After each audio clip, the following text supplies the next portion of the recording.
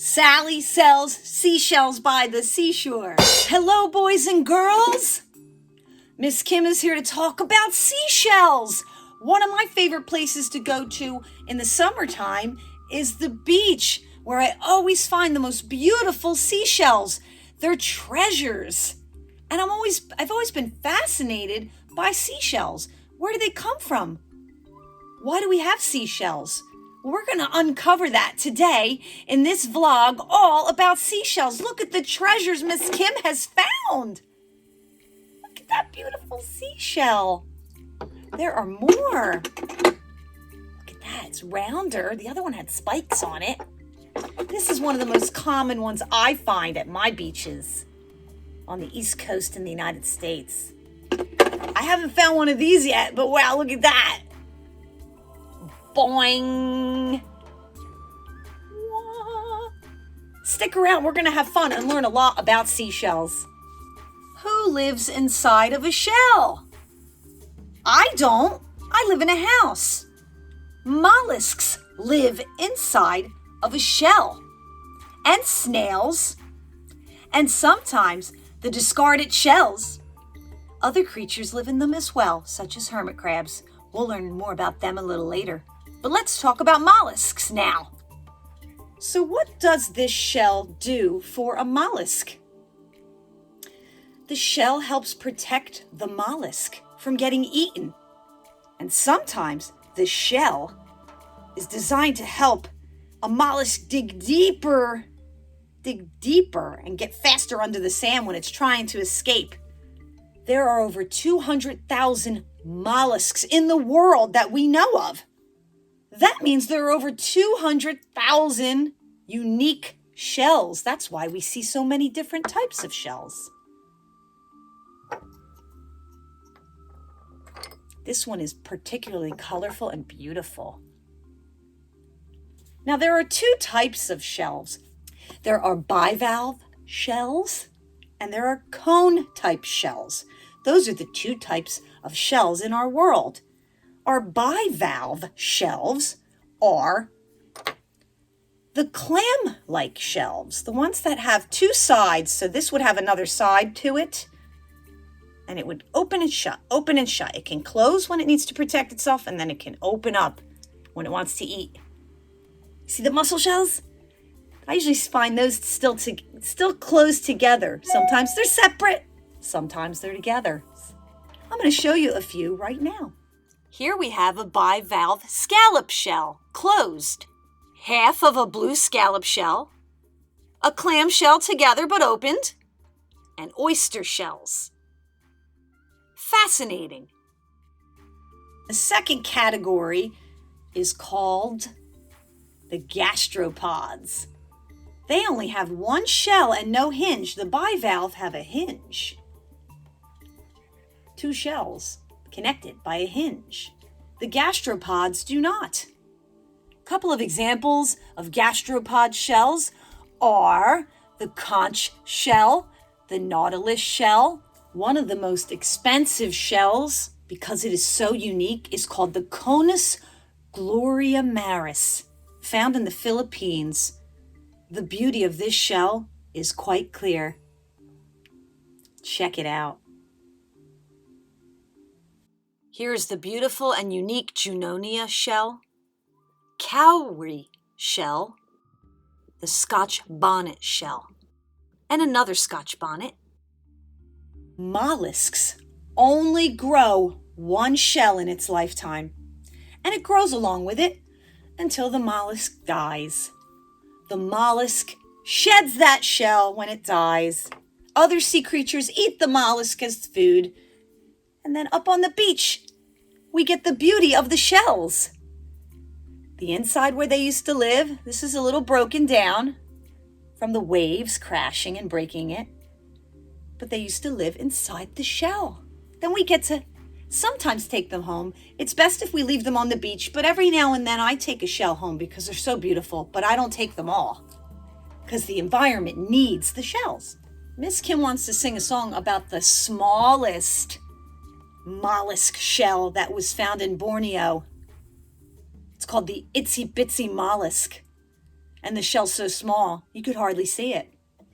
Are you ready? The itsy bitsy mollusk, so small it's hard to see. They live in Borneo underneath the sea. Don't try to find one, 'cause they're hard to find.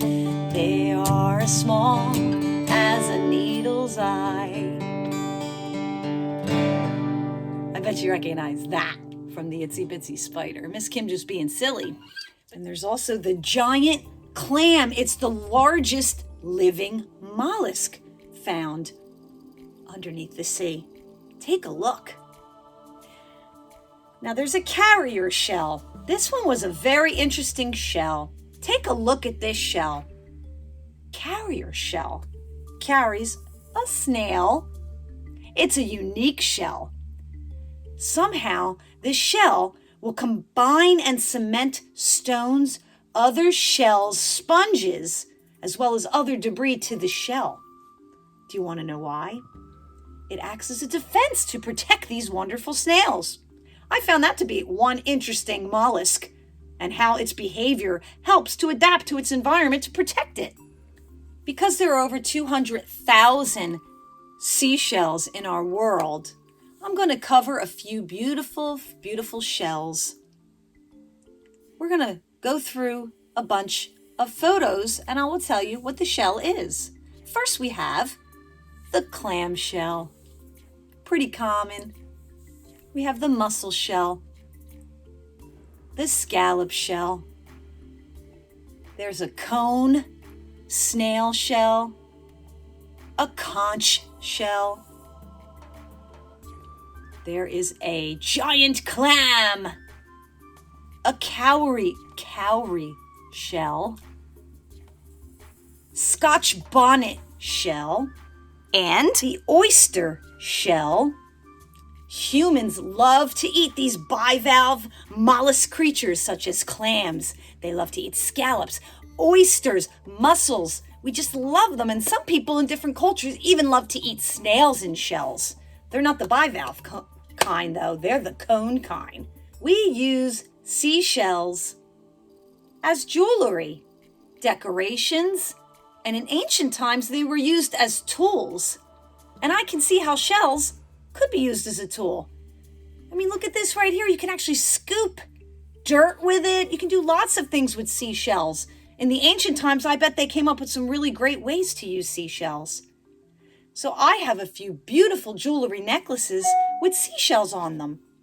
Take a look at some of the jewelry that I found out there in the world where shells are used as beautiful jewels.